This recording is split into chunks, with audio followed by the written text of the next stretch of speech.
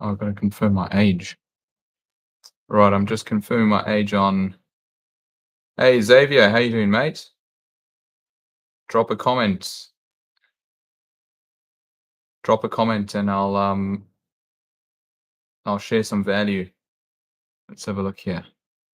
I'm just setting up the TikTok because I got to confirm my age. I'm not underage. What's up, guys? Hope you're doing well. We are doing the next. We're just doing a quick live boost on YouTube, actually. So we're on YouTube, and I'm also running on Instagram, so you'll be able to see.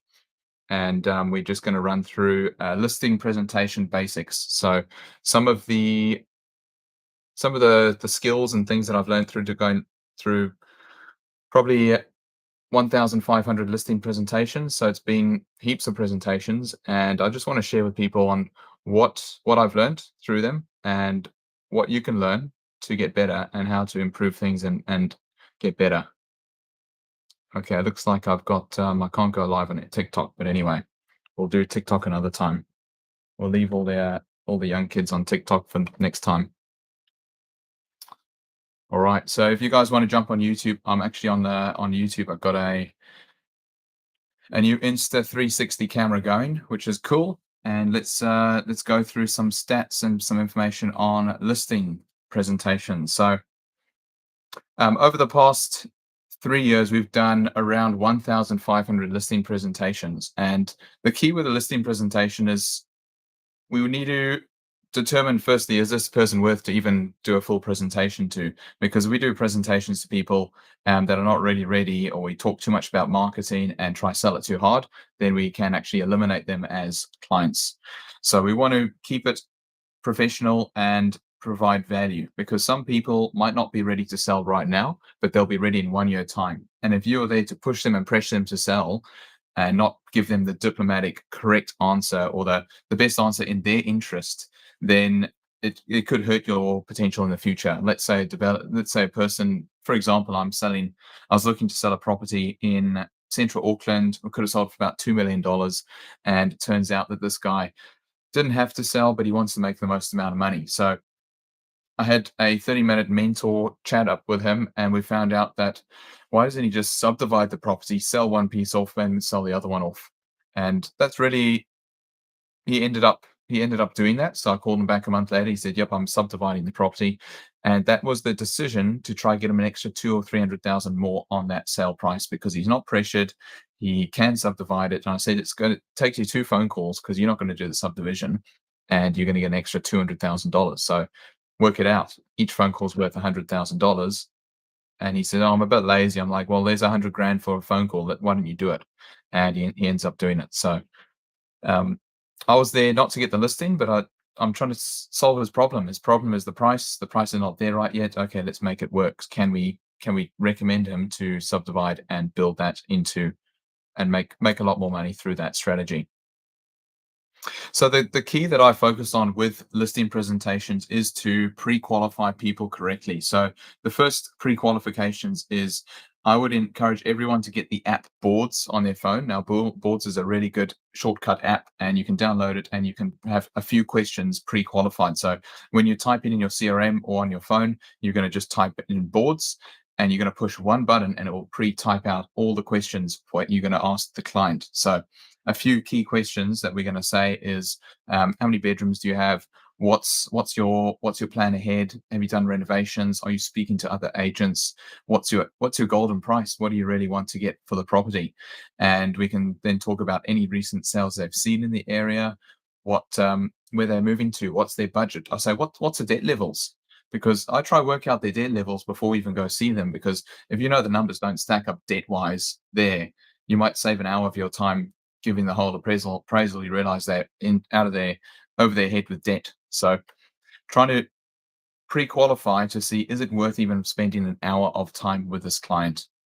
And that's really important that we need to focus on. So once we get to the appraisal, and we're here to build relationship and rapport with clients, and I've a lot of our appraisals are based on Josh Teslin. So the beginning of the appraisal, we want high energy, we want to be energetic, we want you can wear funny socks. So if you're quite a professional looking person and people think you might be a bit stuck up, you can wear some crazy socks. So I wear socks with like ducks on. I wear socks that are different crazy colors. It looks like kids' socks at the end of the day. But people, they see you got funny socks on. You say, look, I've got my best socks for you. And they walk through and they see this guy actually doesn't take himself too seriously. So it's a nice soft way for people to realize that actually you're just a fun agent that's here to get them a professional good result, but then you also don't take yourself too seriously. And through that whole walkthrough of the house, I try and get through the house first to really connect with the buyer or connect with that vendor. We want to try and find those common interests. We want to find common ground. As soon as we can find common ground, then they see us like them, and people want to do business with other people that they are like and they like. So if you can get someone to like you and they see common ground, they're like, I'm actually like this person. I want to do business with this person because I'm like that person. If you find zero common ground, they might decide, actually, I don't like this person. I've got nothing, no interests that are similar. I'd rather work with someone that I really want to work with. So trying to find that common ground, and we've got to be that chameleon. We've got to really morph our personality, our interests, or try and ask questions to determine what this client really, what drives them, what do they like, what do they don't like. And it's very easy to pick. You look around the property, you kind of pick out things that they enjoy, whether that's be sport teams, a nice garden, maybe you can see they've got lots of cooking stuff around, so you can try and dig into their personal things and trying to find that common ground. And there's been listing presentations where you can connect with them so well, and you don't need to do the whole listing presentation because you're just like mates at the end of the day. I know one agent spoke about gym. He spoke about gym equipment to a personal training CrossFit for a whole hour. And then after the hour, the guy decided, actually, you get the listing here, marketing, fees, everything signed up. And they just talked about gym equipment the whole hour. So it's very interesting that once we connect with someone and they really, really like us, then they're like, I want to do business with this person. And that's something that's important when we do our listing presentation. So everyone that's joining, we're just running through over some high level listing presentation information on what's worked really well for me. Then also, another pre-qualifying question is that we've lost lots of listings from not making sure that we've got all decision makers there. And you can do your amazing pitch and incredible pitch, but if you don't have the wife there, the wife's met another agent, she's a bit more comfortable with them, and you've lost that listing because you don't have all full decision makers there. And it's pretty interesting because sometimes the wife's the decision maker, sometimes the husband is, sometimes it's a joint decision. And I've had cases where we meet all the decision makers what we think, but actually the kids are the decision makers that are not even on the title because the parents are selling the property because of the kids, and the kids are not in the conversation. So you've just wasted all that time. So wrapping up into all of that information it's a lot of information, but we want to just try and pre-qualify that client enough so that we can maximize our chance of actually getting that listing. Cool. So let's go into the next part of our listing presentation. If you guys have got any questions on listing presentations, drop it in the comments. I've got some live chat over here. We've got a few people live, which is good to see. And we'll see if we can answer any other questions that you guys have. So let's have a look here. I'm just trying to find, I had a few bullet points that I was going to write out over here. I don't know what's happened to these bullet points here. Website, YouTube. Okay, anyway, let's have a look here. Any other questions? No. So I like to do all my listing presentations on an iPad. And the reason I like the iPad is because I can control that full presentation of the client. If we do, what I have found in the past is that if you've got a piece of paper and it's a very small presentation, small photos of properties, it's very tough to explain to the vendors what's in that appraisal and what those properties are like. So I get the iPad and I zoom it in nice and really big over for people to connect. So I'll give you an example over here and then everyone can see. So every one of my listing presentations, I create massive photos of all the appraisals, and I get a virtual assistant to do this. And the virtual assistant, I pay them like $8 USD per hour, and they'll put together all of the appraisal pages overnight. So what I do is I just select a few comparables, and then overnight they'll put all the appraisal together, and then I don't need to do any work. So this is an example on Caruth Road. So I've got one massive photo of the property. I've got a bit of write up, and I've got 4 big photos. This is all on an A4 page. So this is like massive and huge. And by doing this, I can zoom in to this property and look at all the nice photos. And then the client's like, oh, yep, I can see that's a do-up. I can see it's a nice property. And for me, for personally, I feel like it gives me an edge. People can see exactly what that property's like, and then they're like, okay, cool, very good. This guy's a professional young man, and he's giving me all the information that I need.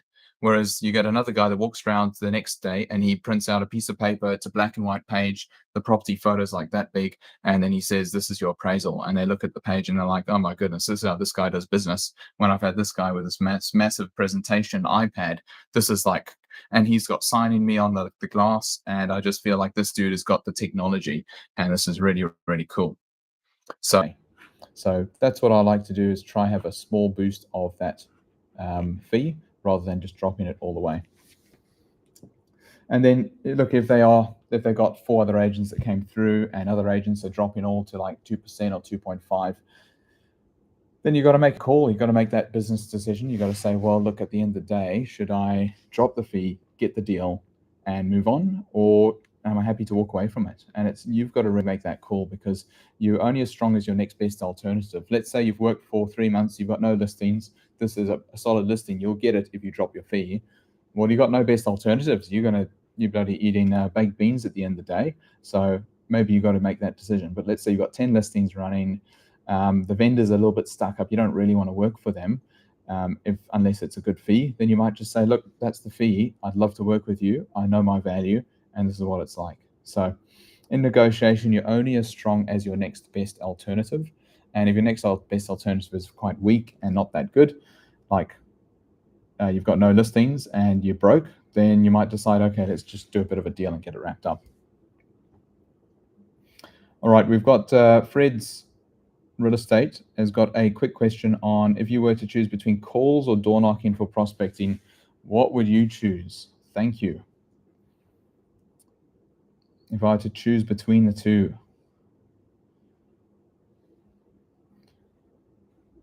Yeah, I think it does depend on how much data you have and where your strengths are. Because if you've got 0 data, like who you're gonna call? So then you just got to door knock. You have to door knock. So I'll talk about both strategies on the mindset and the fundamentals that we work on. Is if you're going to be door knocking, you really want to be data collecting. Like that's your main goal, is to data collect. You don't want to be trying to get this super lucky deal and get it property sold. You want to data collect. So if you knock on 50 doors, you speak to 25 people, you want to try and get 5 to 10 data points of phone number, owner name, owner email that you can follow up with. Because if you get, let's say you get 10 points of data each day over 5 days a week, that's 50. Over 1 month, 50, 100, 150, 200. That's 200 data points a month if you're doing consistent door knocking every day.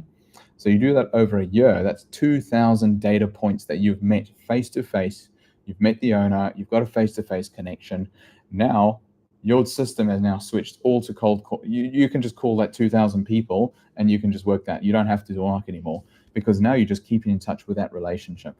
So it's more about that follow-up and keeping in touch with those people until they're ready, rather than just, you can still door knock the street and build that face brand in the area, because the more time they see you on the street, the better.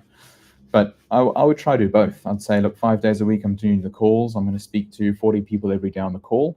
And then on the weekend, I'm going to change it up and I'm going to do some door knocking. I'm going to try to get 10 numbers each week, each day on the weekend. And then you might say, look, I'm going to try to do 20 now. So, and trying to focus on that singular area where you can get momentum in the area. Sean Ruthra, got a question. Sean, let's have a look here. Do you push for all the decision makers to be there at the booking, even through a pre-cold call? Usually the booking I get through cold calls are 6 to 12 months for selling. I would try get all decision makers there. I'd say, look, If you're going to be selling in 6 months' time, you could be on the market in 3 months and sold in 3 months' time. So it's actually all decision makers, or you can say all players, need to be on the field, because this is very important. There's going to be questions that come up that your partner might ask, and they just don't know, and that you won't know how to answer. Whereas I'm there to answer every single question for you. So that's quite a good dialogue, saying all players, it would be best if all players on the field. You try that. Then you say, look, it would be best if you're all available. Is it okay? I'm very flexible with my timing. I can work up to 7, 8 p.m. at night in the week or on the weekend, very flexible. What time would you both be available? So already just saying that you're so flexible with your timing, when you're both available, that's going to give an opportunity for people to book in with you by giving that flexibility. Look, if you can't, if let's say you get one guy who says, no, I'm the boss, I make all decisions, and you just got to roll with the punches and just take a risk with it. But you try give a really good shot in trying to book that appraisal with all decision makers. Cool, very good, guys. Well, it's been 20 minutes now, and I'm going to be wrapping up soon. So if you've got one last question you want to ask, just shoot it down, and I'll answer it. I had a script over here, but let's have a look here. Yeah, the script for some reason just disappeared. YouTube hook. Coursework summarization plan. Okay, no. Teleprompter. Okay, I'll just wrap up on the last some of Alex Jordan's strategy. And Alex Jordan was writing 300K commission in his over a 5-year period, and then he decided to change his strategy completely. He took his target market down to 780 homes, like affluent. I think average price could be 2 mil plus, 2 to 3 mil, and he door knocked all 780 homes like 2 or 3 times that year. He printed out a detailed suburb report of 70 pages talking about the market, good information, and just showed him as that professional person. And he hand delivered that to all 780 homes. So hand delivered and door knocked them all. And then he'll do targeted social media ads. So he'd take his phone, record, say, hey guys, this property just down the road, this sold recently, this is the result. And you boost that only in that area. So like very targeted area. And within a 2-year period, 68% market share over those 780 homes. And then he was up to, I think, around $5 million GCI. Following that, he's gone close to $10 million now. And for 5 years, he was only up to 300K GCI. So things have changed with his business because he niched down and focused and got momentum in that area. So if you do have a suburb that you more prefer, or you've got more sales there, I would try and prospect that area in terms of the calls and also the letters. So try and choose letters or flyers, and try and send out a letter every week would be great, or every 2 weeks, and just that consistency through the whole year. Because I sold a property this week where the guy got letters from us for 3 years, and we sold the property within 21 days after he gave us a call, said, look, you've sent the letters for 3 years and you get the listing. Signed up, all done. So it's very interesting to see that some people, they'll receive your letter, they look at it, they think about calling you, but they don't want to call you because they're not quite ready.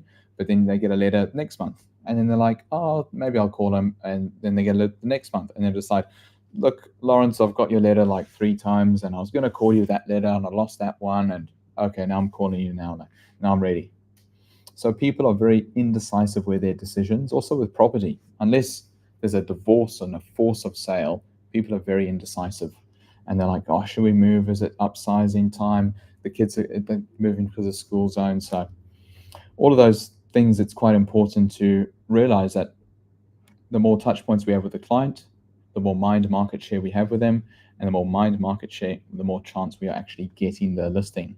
So the agent that has 150 touch points in the client's mind over that year has got a much better chance of getting that listing versus a guy that's only got 4 phone calls and maybe 1 email. So try and increase your market share. Look at all of your clients that are potential sellers and see how many points of contact are we getting out to them. Are we sending them a weekly text? Are they getting a weekly email? Are they getting a call every month? At minimum, do I have a list to follow up with those people? Because you only need 500 people that are on the hot list that you're following up with, because let's say 10% of those sell, 50 sales, you sell 25 of those. That's almost like 900K commission just from nurturing 500 qualified people.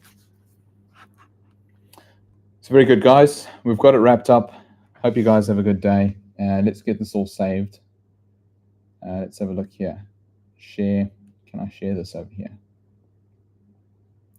Share, copy, save.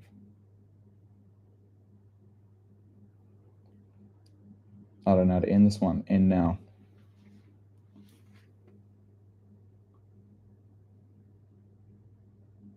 Share.